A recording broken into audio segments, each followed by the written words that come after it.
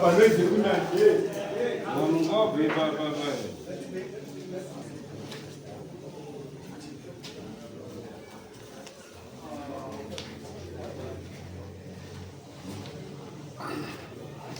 Standard.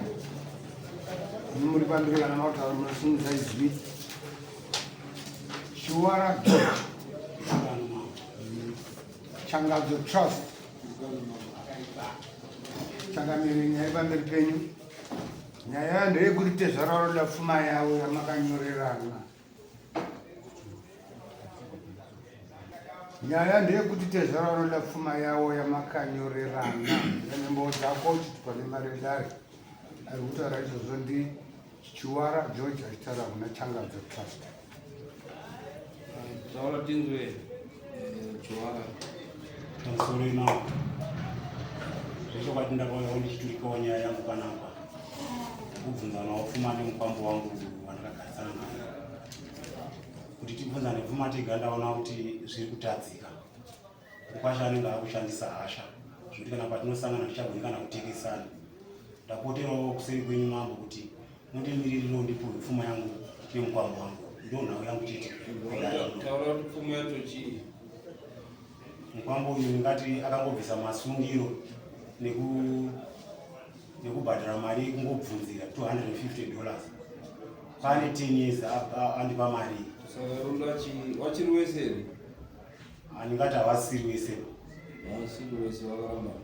Ari kweri mwana wako? Ari pano. Ndouyo? Oh, okay. Uyapa? Right. Saka uri kudei? Utaura kuti apindure zvizere kuda zvakati. Zvandinoda inini ndezvekuti list ndakamupa pane mombe 7 dzandiri kuda dzedanga 5 yamaini yababa kuita 7.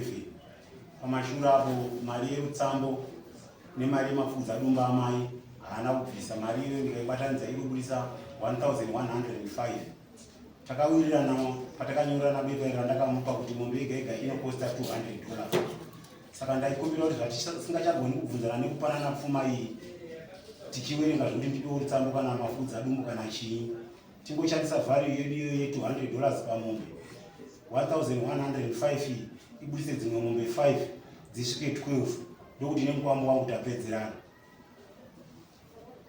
Kuti mombe zosvika 12. Ehe. 1,105 ndio kuita dzimwe mombe 5 kuti dzisvike 12 kubva pa 7.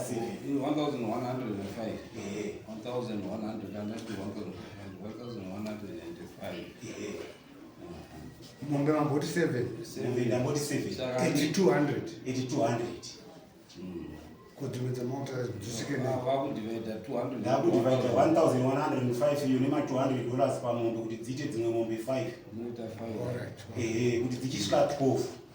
Ndatobvisawo imwe $100 ipapo zvekuti ingadai itori imwe hafu yemombe. Makanyorerana here mukasainirana? Zvechokwadi list ndakamupa nayo. Makasainirana here? Hatina kusainirana. Makamupa wachiri wese? Wachiri wese pakauya kurora akabva ndipe list rangu rese. Ndibva ndaziva pandimire. Ndibva ndamupa list rake. Wakapuwa list yandii? List saka watezvara kuti mombe 7 nemari 1,105. Then mombe 7 ando zvatakabvumirana ndipo wakapuwa ndii. Saka kuti mombe dzese totadziisa pamombe nekuti takabvumirana iri mari inenge iri 200. I mean, toti mombe 7 times 200 inotipa chii? Inotipa 1,400. 1,105. 1,105. Saka inobudisa chii? 2,505. 3,000. 2,505. Ndizvozvo. Kana kuti mombe 12.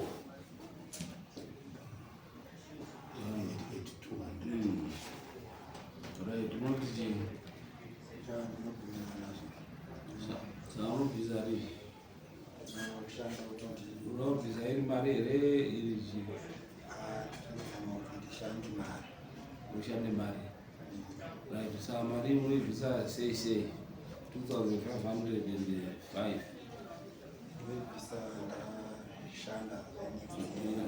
Tanga kuibvisa mwedzi upi uye iri mari kuti tiziye.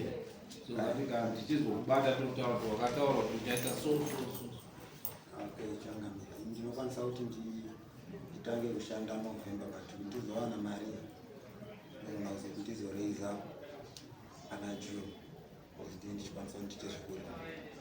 Saka uroti by June unoibhadhara yese paunototengesa. Ipapo kwakuti ndikwanise kuti nditikahwa ndogona kuitadza. Unobva zobhadhara mari. Ndinogona kubhadhara hafu yemari yacho. Which is 1,250.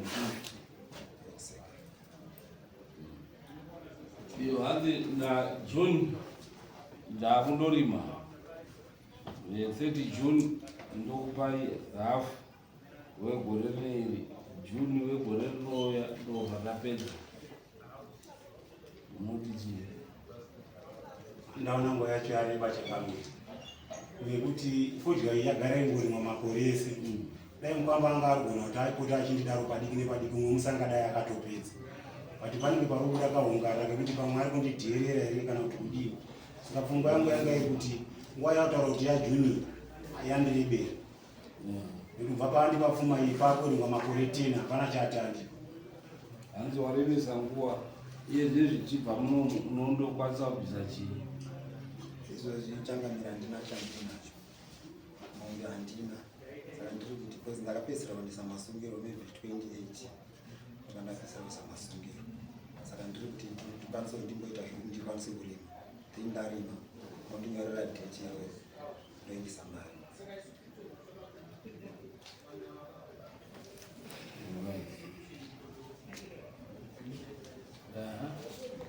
Kachangamira ndofungidzira kuti kumashuro kana waimbovimbisana wega iko zvino ngatimbotarise chivimbiso chaiswa pamberi nedare kuti muonotanga nyepere mambo zvakare vatetera ataura nekuti kumashuro uko pamwe maingovimbisana usina nyatsosimba ombovimba nedare nekuti avimbisa pamberi pamambo. Pakachangamira ndobvenikuda kuti ndingotaura zvakare kuti abvuma pamberi pedare kuti ndinobhadhara akapa nguva iye yekubhadhara. Saka sekutanga achitaura achizvibvumira pamberi pedare. Saka ndaiona hangu kuti dare rinokwanisa kugamuchirawo chichemo chake.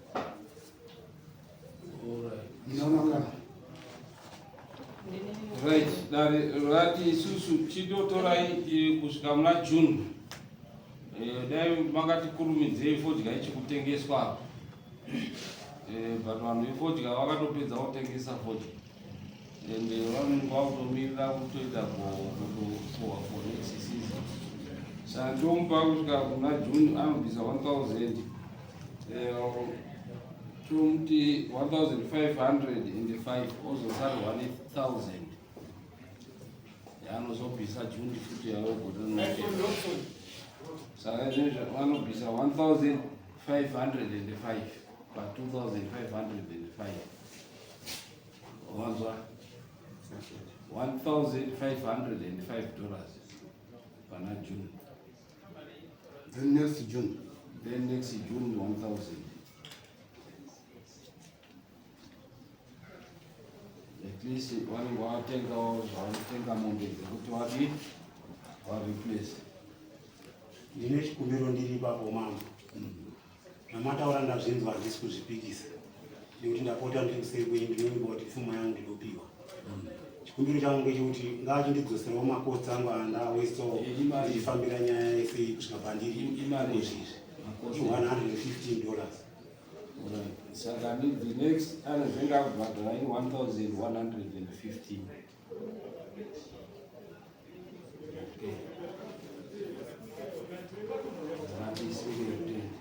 No, akanga asingakubhadhara then mouya tobva taenda kumudii.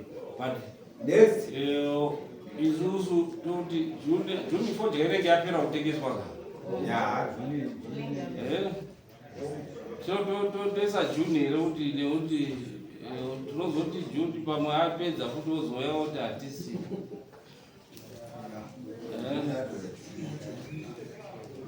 Panotengeswa nguva inonyatsotengeswa fodya April 1. Especially May. June. Okay. Munisani ngapedza kutengesa. Anenge akutotengesa kusvika.